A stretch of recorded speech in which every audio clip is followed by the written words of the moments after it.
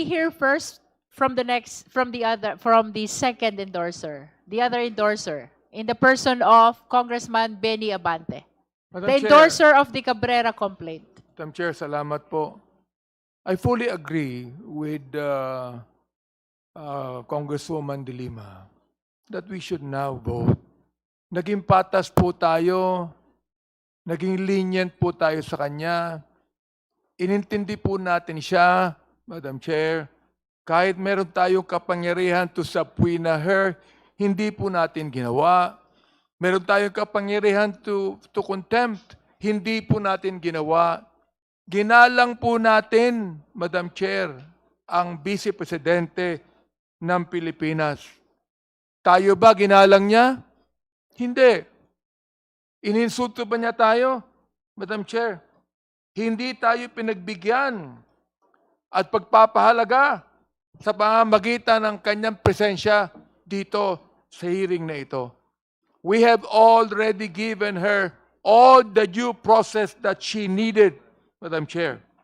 Kailangan nating alalahanin na bawat araw na itong kasong ito ay nakabinbin sa Committee on Justice, sinasayang po natin ang pera ng taong bayan at ang oras ng committee ito. Marami pa po tayong gagawin, Madam Chair. Ang daming problema ng ating bansa, lalo na po sa taas ng mga bilihin ngayon. Palagay ko, panahon na upang tayo ay magbotohan at panahon na upang sa committee ito, ay i-report na po natin sa plenaryo at ma-impeach na po ang pangalawang Pangulo. Madam Chair, yan lang po nga sabihin ko. Maraming salamat po sa inyo lahat. Madam Chair. Honorable Percy Sendanya is recognized. Madam Chair, we have given so many chances for Vice President Duterte to explain and present her side regarding the impeachment complaints filed against her. Pero wali. Consistently absent siya talaga. Ginoghost niya tayo paulit-ulit. Hindi man tayo ang korte na maghahatol sa mga isinampang impeachment complaint laban sa kanya, may napatunayan tayo. Ang kanyang tahasang hindi pag-attend, hindi pag-cooperate, at hindi pagsagot sa mga imbitasyon ay malinaw na pambabastos sa democratic processes at constitutional processes ng ating pong impeachment na ito. We have exhausted this committee's resources, time, and even patience to deliberately discuss the impeachment complaints.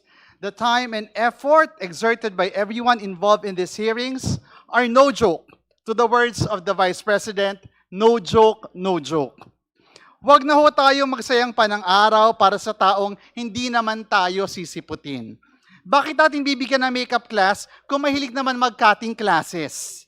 Nailatag na rin naman ang mga dokumento at salaysay na nagpapatibay na may probable cause o sapat na batayan. Para mag-proceed sa next step na impeachment process, magdesisyon na po tayo. We believe that her avenue to explain is no longer with the House of Representatives, but with the Senate already. Something that she has, Harry Camp said time and again. Doon na siya sa Senado magpaliwanag. No more chances for her in this committee. Not next week, not anymore. Tama na po ang spirit of the glass. Maraming salamat, Madam Chair. Thank you, Honorable Sendanya. Any other manifestation? Madam Chair. There are The no more Honorable- manifestations, Madam Madam Chair. Let's proceed. With all due respect, Honorable Lawrence Defensor, we are recognizing the Honorable Chel Jokno and then the Honorable Sara Ilago. No problem. I hope we can proceed to reach a consensus, or if we need to vote after Congresswoman Sara Ilago. You're recognized, Honorable Jokno. Thank you, Madam Chair. Kanina po ay hindi kami nagkasundo ni Kong Laila De Lima dun sa pagbubukas ng kahon. Pero ngayon po ay agree na po ako pagdating dito sa pagboboto natin as far as probable cause Together is again. concerned. Yes. Madam Chair, nakita na natin lahat at hindi lang naman yung mga miyembro ng committee kundi ang taong bayan. Ang narinig natin ang testimonya ng mga resource persons, nakita din natin yung lahat ng mga dokumento at video na authenticated ng iba't ibang mga ahensya ng ating pamahalaan.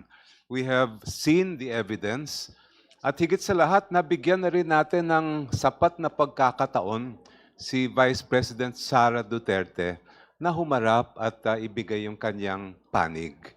Despite the repeated notices, despite the repeated opportunities for the Vice President to participate in these proceedings, ay dinedma po niya ang Committee on Justice.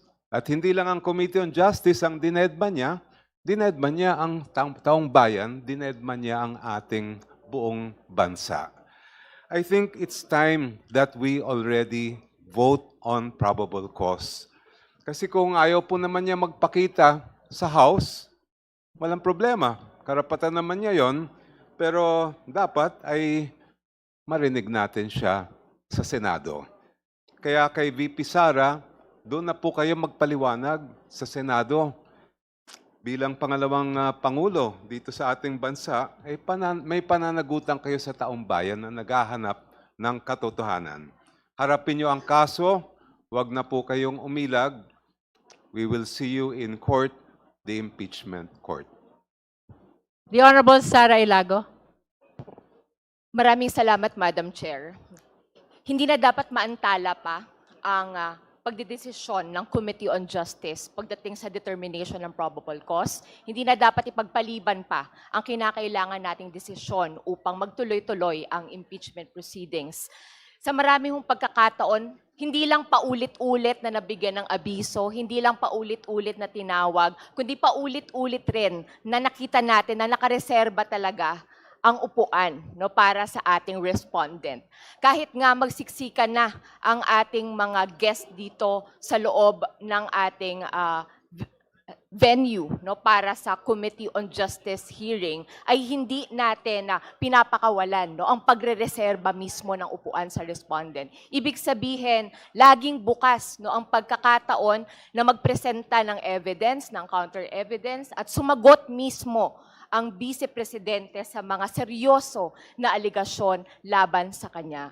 Kaya nga naman, naninindigan tayo na wala na dapat delay, dapat magkaroon na tayo ng desisyon para sa determination ng probable cause. Sobra-sobra na ang paghihintay ng ating taong bayan. Kaya kung may bibigyan tayo dito ng tsansa, dapat tsansa para sa interes ng katotohanan, para sa transparency, para sa accountability. Sa katunayan, Madam Chair, maski po yung complainants ng naunang verified impeachment complaint na na-endorso ng representasyon na ito ay nandito rin sa ating venue ngayon. At matagal na silang nananawagan ng transparency, ng accountability, at hindi po natin papayagan ang anumang pag-antala sa prosesong ito. Maraming salamat, Madam Chair. Both the endorsers already manifested to vote today. So, in fairness likewise to the justice members,